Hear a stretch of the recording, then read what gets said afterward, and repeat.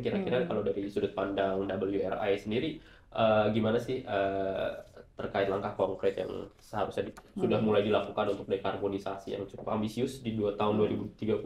Kita jangan lupa targetnya ada dua sebenarnya, yang NDC, Enhanced NDC sama Net Zero tadi.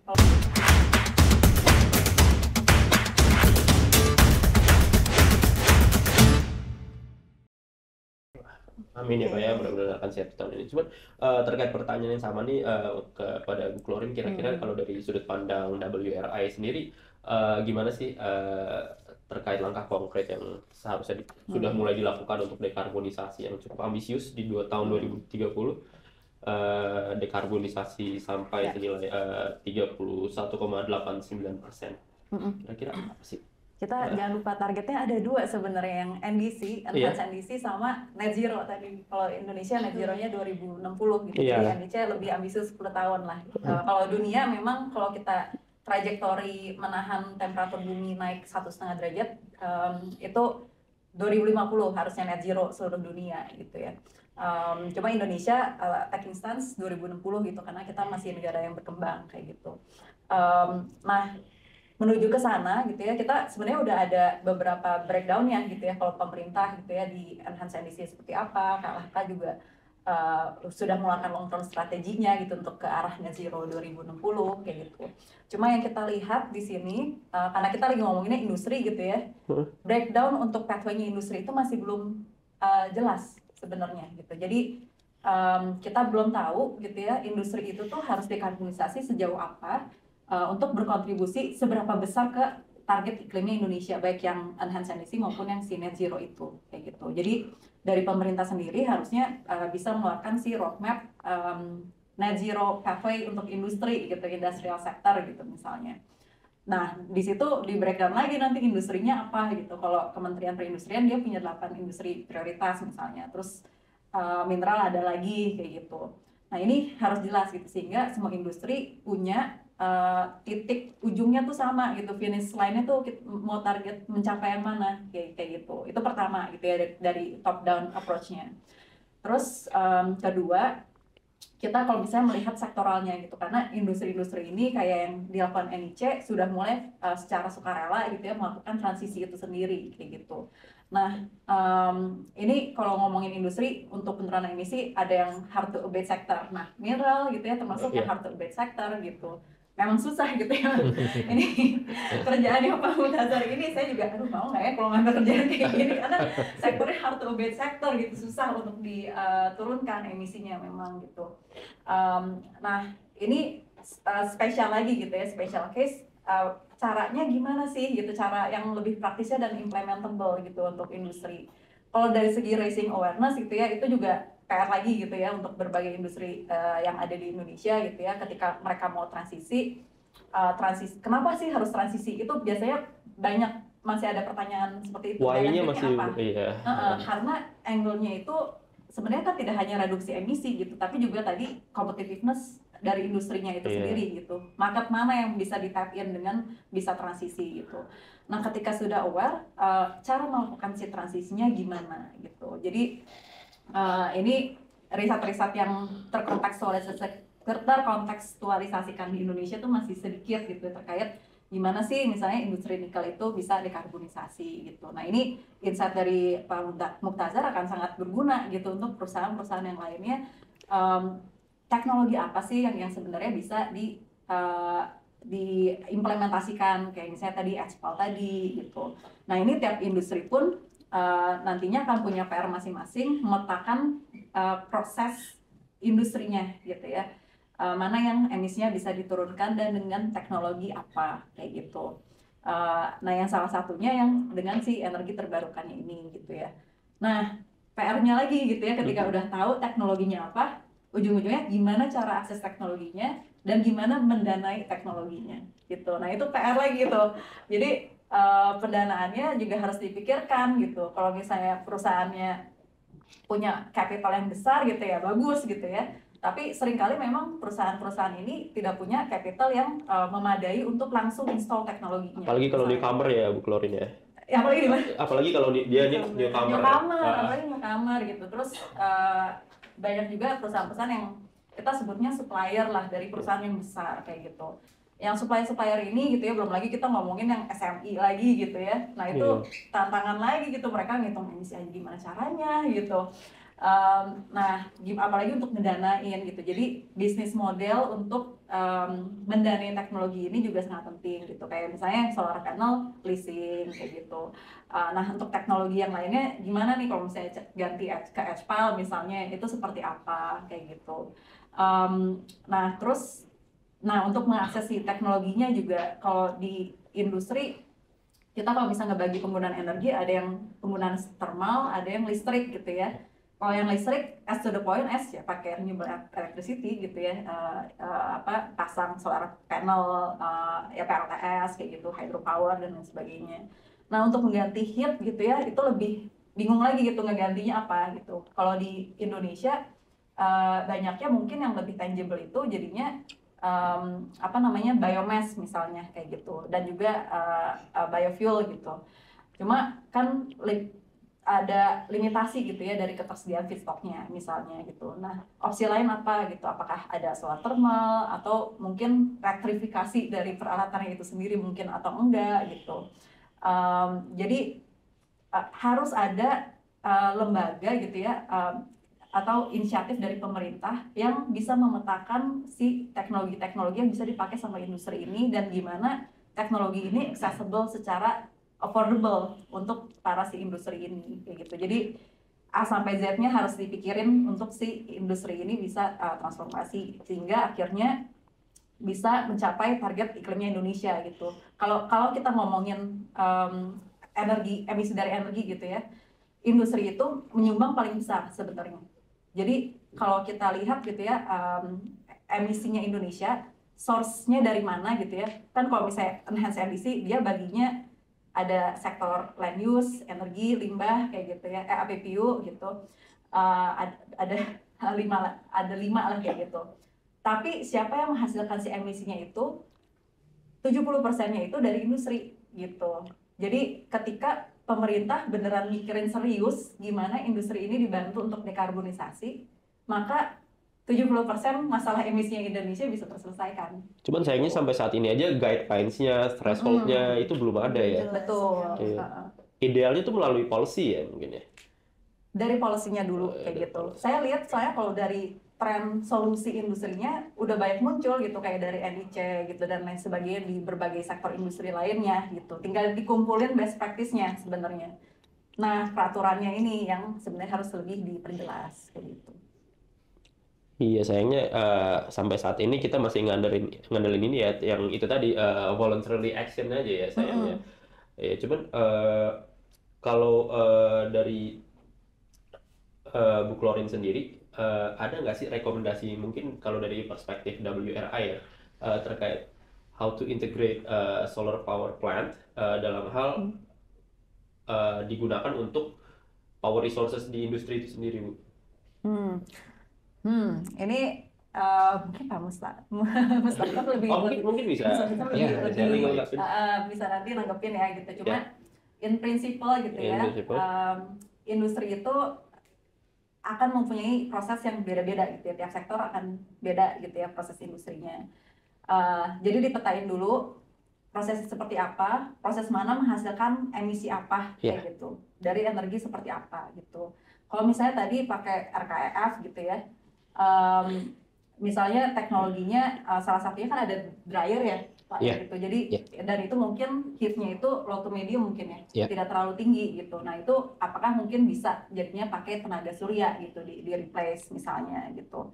Kemudian kalau misalnya yang high temperaturnya gitu ya, di kilnnya high temperatur gitu ya, sampai si electric furnace-nya juga high temperatur. Nah ini energi apa yang nantinya bisa dipakai, teknologi apa gitu. Apakah kalau misalnya teknologinya dari PLTS bisa gitu, atau perlu yang kapasitinya jauh lebih besar kayak thermal, hydropower kayak gitu. Jadi harus dipetakan seperti itu gitu, dan bagian mana gitu misalnya dari RKEF-nya yang bisa diefisiensikan misalnya, apakah di salah satu partnya bisa waste to heat recovery misalnya kayak gitu diimplementasikan kayak gitu. Nah itu sebenarnya akan bisa diidentifikasi ketika industri udah metain dan dia cocokin sama teknologi solusinya yang mana, gitu sih. Mungkin saya pengen ulik sedikit nih tentang teknologi RKIF sama HPAL itu. Sebenarnya di Indonesia sendiri, apakah itu teknologinya udah dipakai secara luas, Pak Mutazar?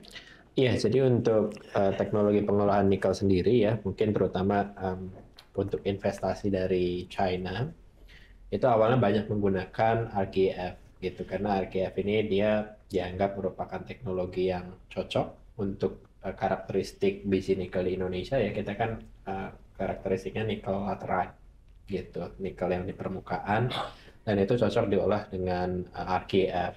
Dan salah satunya juga karena biaya prosesnya juga relatif rendah dibanding alternatif lain gitu. Cuman tadi kelemahannya RKEF sendiri, dia cukup energi intensif ya gitu. Jadi tadi meskipun kita sudah melakukan waste to heat recovery gitu, carbon intensity-nya ini masih relatif tinggi gitu. Karena tadi ya kita perlu melebur logam gitu, terutama di furnace gitu, dan itu bisa dibayangin titik leleh logam itu kan sangat tinggi ya. Dan ya energi yang dibutuhkan sangat besar seperti itu melalui proses thermal tadi gitu. Nah, jadi kita juga tentu riset-riset terus berjalan gitu, dan untuk saat ini teknologi HPAL ini udah dianggap yang paling efisien untuk tipe nikel Indonesia gitu.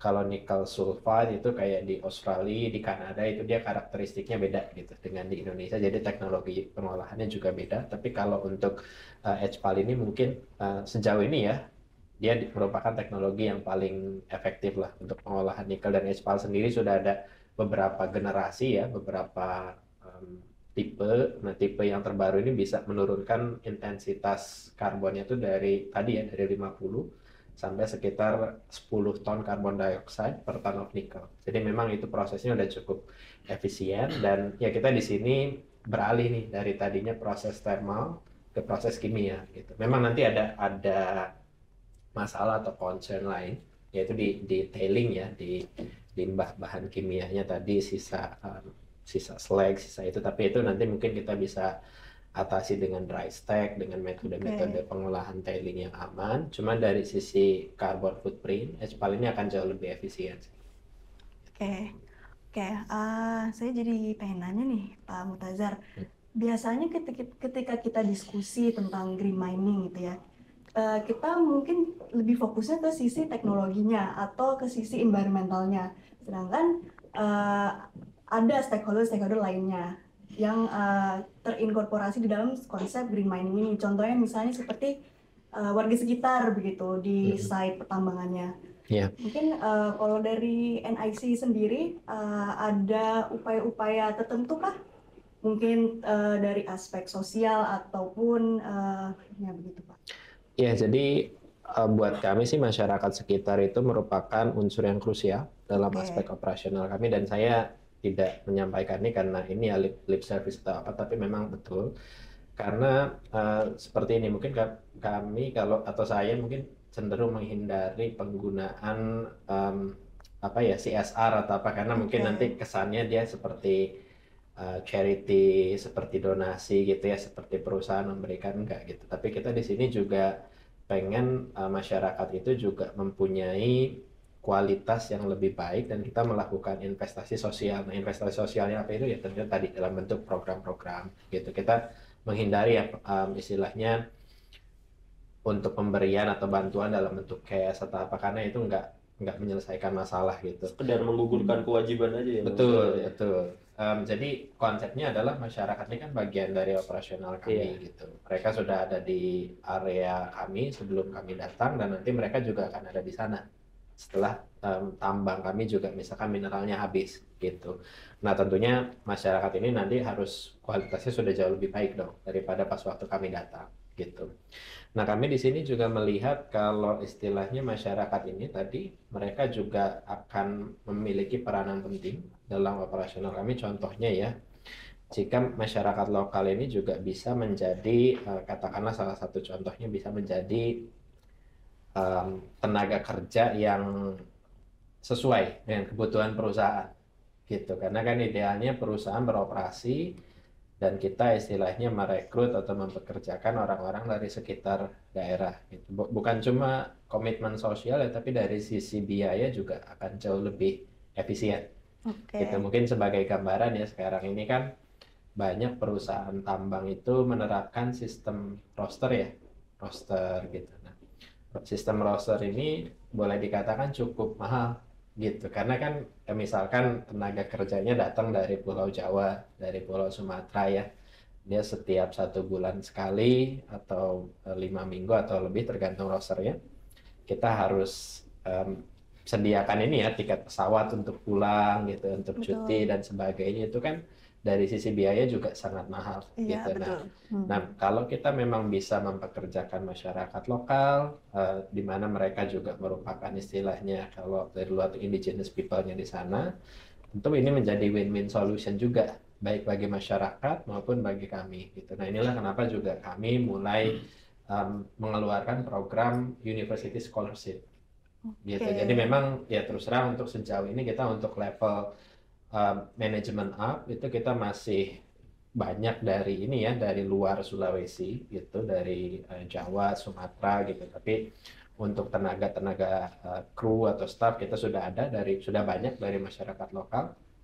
Nah, nanti kedepannya kami juga berharap untuk level manajemen itu bisa juga dari masyarakat lokal gitu. Nah, kami mengeluarkan program scholarship ya dengan memfokuskan siswa-siswi dari desa lingkar tambang kami untuk bisa menempuh pendidikan sarjana di Universitas Hasanuddin Makassar gitu. Jadi nanti dari Nickel Industries akan membiayai seluruh biaya studi termasuk uang saku ya, untuk siswa-siswi ini belajar selama 4 tahun, dan harapannya nanti setelah mereka lulus dari universitas mereka bisa kembali ke daerah dan ya membangun desa lingkar tambang dan wilayah operasional kami, khususnya mungkin di Morowali ya, karena kita operasi di sana.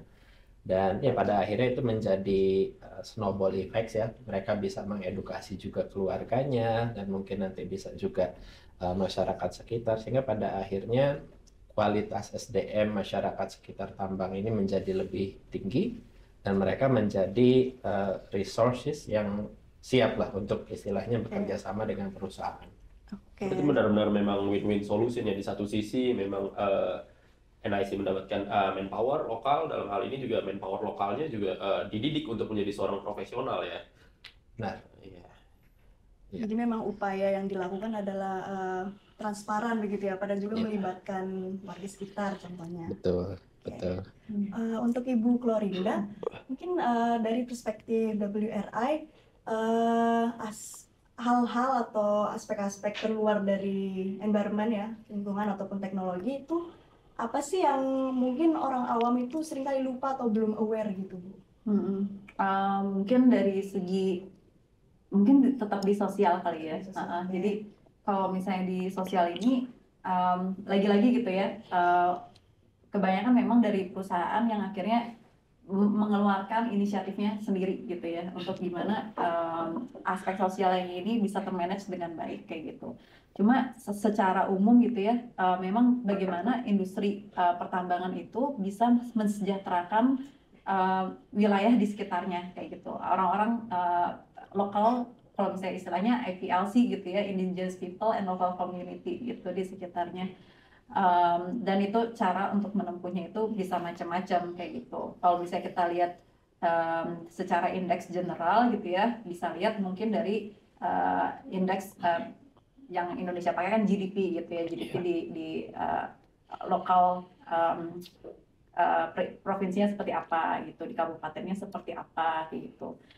Bisa juga misalnya pakai indeks kesejahteraan mungkin kayak gitu, untuk masyarakatnya seperti apa yang memang bisa dimonitor secara reguler gitu. Nah ini pertanyaan lagi gitu ya, ini juga saya belum tahu gitu ya, apakah Indonesia juga sudah menerapkan hal-hal seperti itu gitu ya untuk industri pertambangan, apakah ada monitoring kesejahteraan masyarakat secara berkala kayak gitu. Kemudian juga dari nge-safeguard gitu ya, apakah memang implementasi si responsible mining ini betul-betul terjadi atau tidak kayak gitu.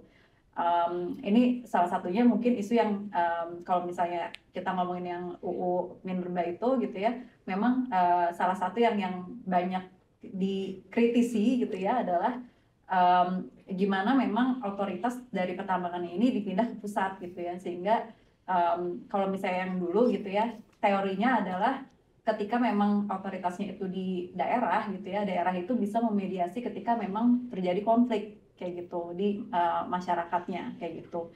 Nah sekarang ketika ditarik ke pusat, siapa yang akan memediasi seperti itu, dan bagaimana masyarakat bisa mengakses mekanisme grievance-nya gitu, dan apakah ada mekanisme grievance itu sendiri kayak gitu.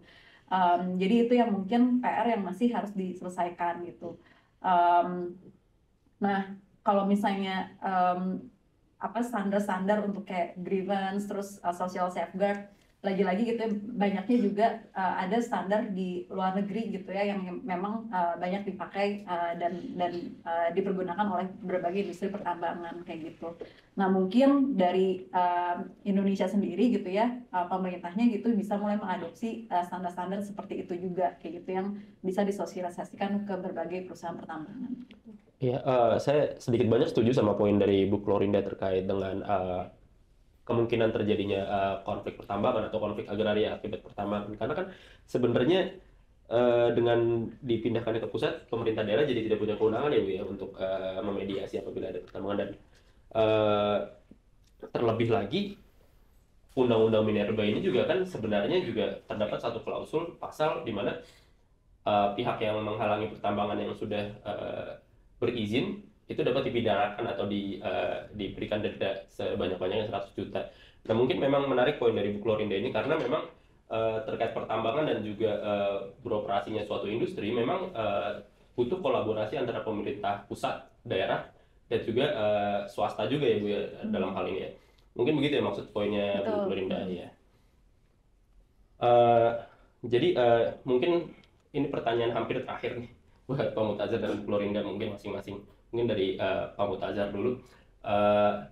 Kita kan tahun ini kan tahun politik ini ya Pak ya. Ya, jadi kan mungkin akan ada perubahan kebijakan atau juga mungkin akan ada perubahan arah politik juga terkait, mungkin juga nanti akan menyangkut terkait sektor industri dan khususnya pertambangan. Kalau dari Pak Mutazar sendiri selaku pelaku usaha pertambangan, kira-kira apa sih harapannya untuk sektor pertambangan ke depannya nanti Pak Mutazar apabila ada perubahan? Ya, pertama mungkin betul sekali ya, tahun ini tahun politik dan tahun ini juga merupakan periode yang ditunggu-tunggu ya, baik oleh investors, customers maupun juga mungkin dari shareholdersnya kami sendiri gitu, karena kita tahu tadi ketika ada pergantian kepemimpinan bisa jadi juga ada perubahan regulasi yang pada akhirnya juga menyangkut operasional perusahaan gitu sedikit banyaknya gitu. Dan kalau dari saya pribadi sih ya senang istilahnya proses pemilihan untuk di tingkat nasional ini sudah selesai seperti itu. Jadi nanti kita tinggal tunggu pengumuman resminya. Cuman pada intinya sekarang mungkin dari sisi pebisnis ya, dari sisi pebisnis atau perusahaan sudah bisa melihat kemungkinan-kemungkinan yang akan diterapkan oleh penerus presiden kita ya yang sekarang, nanti kira-kira arahnya seperti apa. Dan kalau dari kami sendiri sih kami berharap tentunya akan terus mendorong kebijakan hilirisasi nikel ini ya gitu, karena kita sudah terbukti bisa istilahnya meningkatkan hajat hidup orang banyak ya. Tadi kita bicara GDP mungkin sebagai gambaran bisa dicek juga di publikasi BPS Sulawesi Tengah ya gitu dan nasional. GDP-nya Morowali ya, daerah yang kaya nikel, dan juga Sulawesi Tengah secara umum itu dalam 10 tahun terakhir itu melonjak tinggi, bahkan ketika pandemi.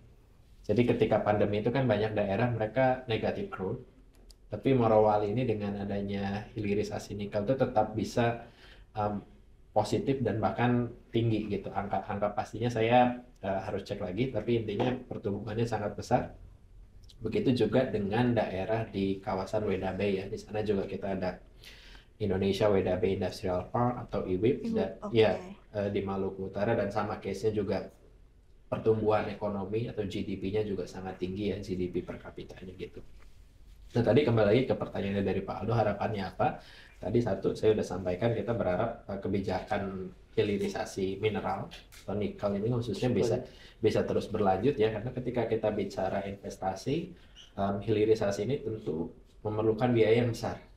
Jadi bisa dibayangkan pengembangan kawasan di Morowali ya, di WDAB itu perlu investasi miliaran US dollar gitu, dan tentu itu kan perlu waktu untuk mencapai break even point-nya kan gitu. Nah, tentu dengan istilahnya kelanjutan dari hilirisasi ini sendiri juga memberikan napas baru ya buat para pengusaha dan pebisnis juga, bahwa investasi mereka ini bisa berlanjut gitu, bisa terus istilahnya mengharapkan return for investment gitu.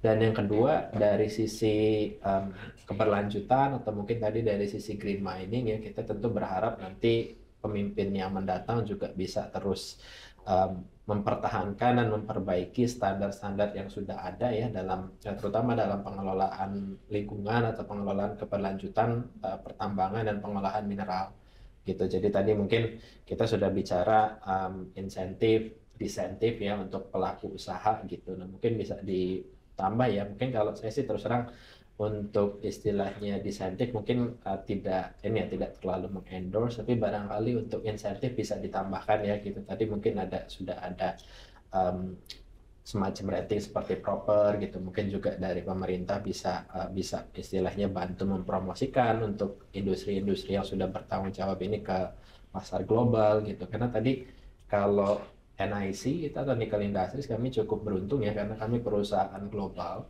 investors kami ini datang dari berbagai belahan dunia gitu, dan yang terutama yang investors dari negara maju ini sudah punya ESG awareness yang lebih baik gitu, dan mereka secara tidak langsung juga menurunkan permintaan ESG atau green mining itu ke kami, dan kami juga secara tidak langsung juga istilahnya mempunyai beban moral lah kepada investors, kepada customers kami.